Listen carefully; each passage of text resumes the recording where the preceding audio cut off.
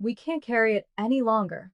That was my mom at the kitchen counter, pouring coffee like she hadn't just shattered the ground beneath my feet.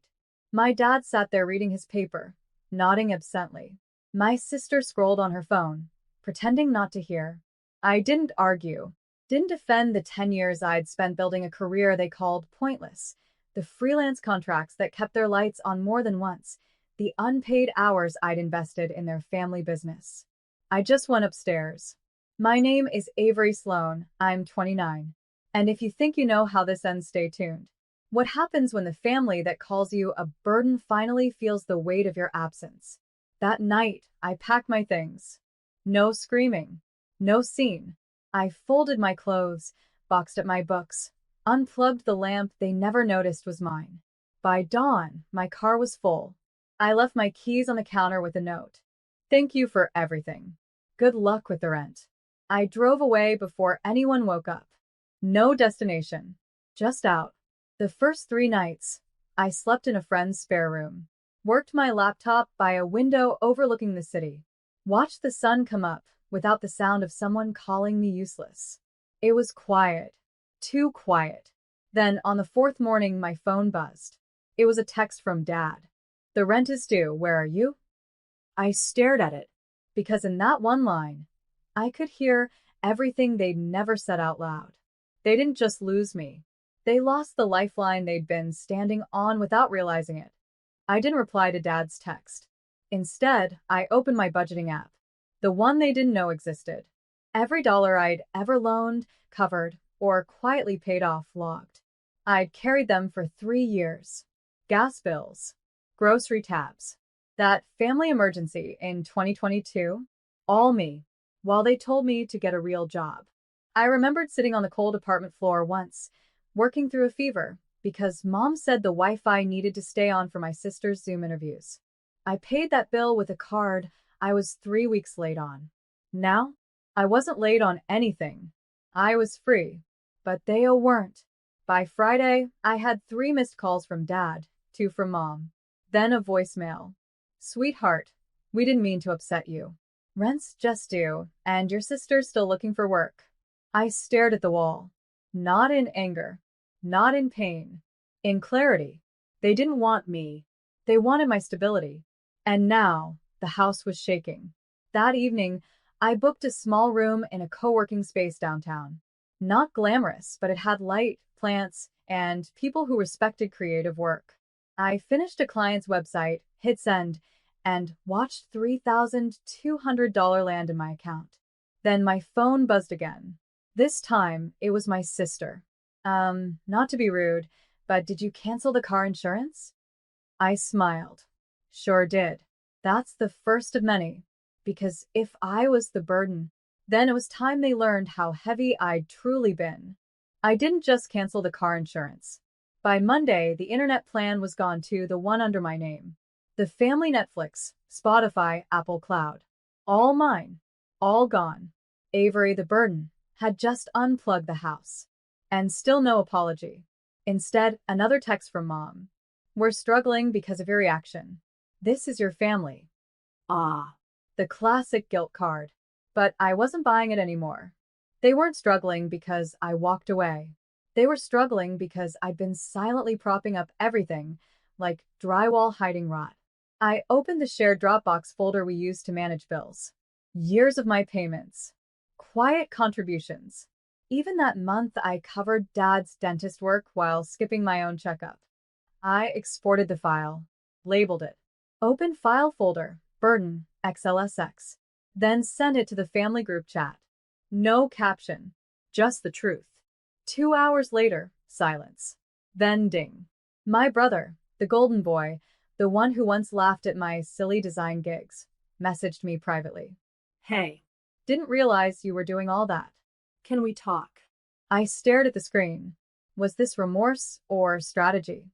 I replied. Sure. But I'm no longer accepting emotional payment as currency. If you want my time, you'll treat it like it costs something. Because for the first time, my work, my presence did have value. And if they wanted even a conversation, they'd have to pay for it.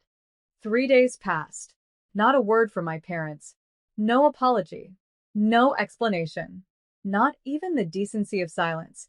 Just passive-aggressive status updates from mom about her migraine getting worse and dad's blood pressure acting up again. But I didn't flinch. I didn't call. I focused on me. My client list was growing. One of my designs, a branding package I'd nearly declined while covering their rent, had just landed in a national campaign. My name wasn't on the billboards, but it was in the invoice. Avery Dane Design, paid in full. The money I used to pour into family bills? Now it went toward me. Books. Therapy. Finally fixing the brakes on my old car. Finally buying real health insurance. Small things that felt like freedom. Then a knock. Not a call. Not a text. A knock. I peeked through the curtain. Dad. Alone. In his hand, a brown envelope. He looked old. Older than 3 weeks ago. I opened the door without a word. He didn't say much either. Just handed me the envelope and muttered, "Your mother's not doing well." Inside, an itemized list. Every dollar I'd ever contributed. Dates. Amounts. Even the utilities. At the bottom, scrawled in mom's handwriting. "We didn't realize you carried us. We're ashamed. We're sorry." There was no request. No manipulation. But for the first time in my life, it sounded like truth. I stared at the letter in my hands long after Dad left. A ledger of guilt, written too late, but somehow not late enough to be ignored. But this wasn't about him, or even my mom. This was about Marla, my older sister, the golden one, the one who once told me my career was arts and crafts with a keyboard, who laughed when I bought secondhand dresses and mocked me for driving a 2005 Honda. The same Marla who now posted online about manifesting abundance from her waterfront condo, bought, of course, by my parents' savings. Savings that I had protected, preserved, built. And now, it was Marla's turn to face silence. I sent no messages, no angry calls, just opened my laptop and clicked cancel on the monthly auto pay tied to her insurance. That night, her text came through. "Marla, hey, my car insurance lapsed. I'm on a road trip. Can you fix this?" I let it sit unread. Then another. "It's literally dangerous. I'll pay you back." Then a voice note. Fake casual, sugary. "Hey, bestie sis, can you help out? Mom said you're doing well." I exhaled long, slow, then typed. "I've decided to carry only what's mine. That doesn't include your car, your rent, or your emotional overdraft." No reply. But on Facebook, her latest post was gone. In its place, a blurry image of a hotel bed with the caption, "Sometimes you really find out who's family and who's just blood." Exactly. The doorbell rang just before noon. I knew who it was. I opened it to find Marla on my porch, sunglasses too large, lips too tight. Her coat was thrown over what looked like pajamas, and her hair was pulled back like she'd sprinted through a storm of panic. "Avery," she said, trying to sound firm, but her voice cracked. "Can we talk?" I stepped aside. Not out of kindness, just curiosity. She paced into my kitchen like it still belonged to her memories. Then turned. "I didn't know they cut you off," she blurted. "If I had, I would have helped." I raised an eyebrow. "You didn't know? You were there, Marla. You laughed when they called me a burden." Her silence was loud. She started. "I'm in a tight spot right now. If I lose my car, I can't get to work, and my boss already said." I held up a hand. "You have a job?" I asked, genuinely surprised. Her lips twitched. "Part-time. Remote. Influencer outreach." Ah. Marla was playing entrepreneur with no safety net now. The same one I'd quietly kept beneath her for years. "So, you want the insurance reinstated?" I said, sipping tea. She nodded eagerly. "I can do that," I smiled. Relief washed across her face. "Thank you." I knew. "But it'll come with a bill. Monthly. Like mine did. Remember?" Her smile shattered. "You're joking." I leaned forward. "You told me I was dead weight, Marla. Now I'm charging rent for the rope you want to climb. Her eyes narrowed, but she didn't argue. Just turned and left, slower than she arrived. I watched through the window as she sat in her car, not starting it. Some debts aren't financial. But now, they're finally on the ledger. The knock came just as the sun dipped behind the neighbor's fence. I didn't have to check. It was always her timing. Mom stood at the door holding a casserole dish. Avery, she said gently, I thought you might like some of your favorite. I stared at the dish. Tuna bake. Her signature guilt delivery system. I stepped aside wordlessly. She sat on my couch like it was an altar she hadn't visited in years. You've been distant, she said, eyes scanning the photos on my shelves, the ones without her in them. I've been paying rent, I replied, pouring tea, but not offering her any. She cleared her throat. I spoke to your father.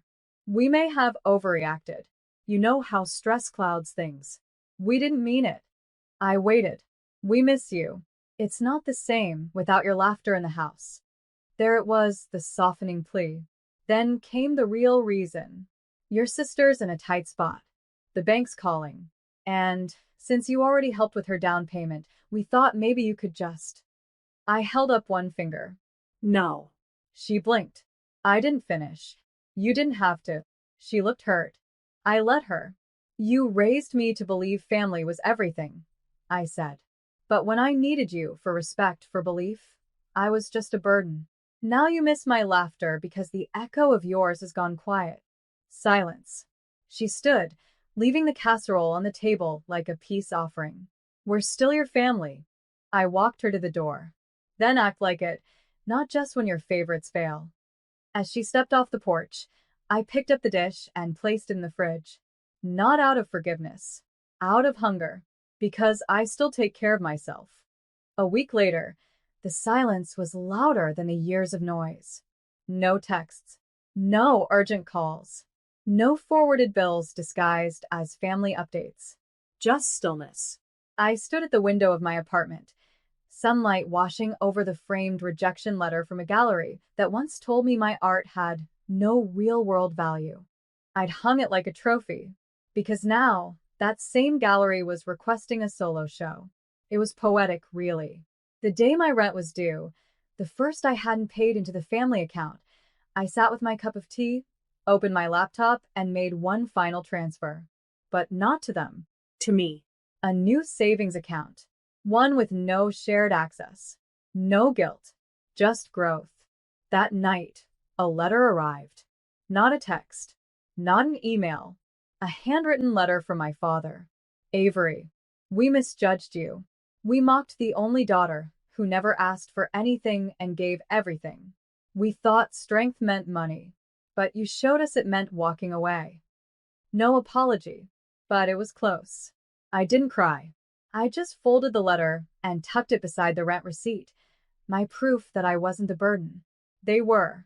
I stepped outside, locked my door, and walked 2 blocks to a small community art class I had secretly started teaching. There were 12 students. 3 had brought parents. The youngest one, maybe 9, asked, "Did your family come too?" I smiled. No. But I did. And for once, that was enough. Back home, I pulled the casserole from the fridge, reheated it, and ate it slowly. Every bite a memory. Every bite a farewell. Because I no longer needed their approval. I had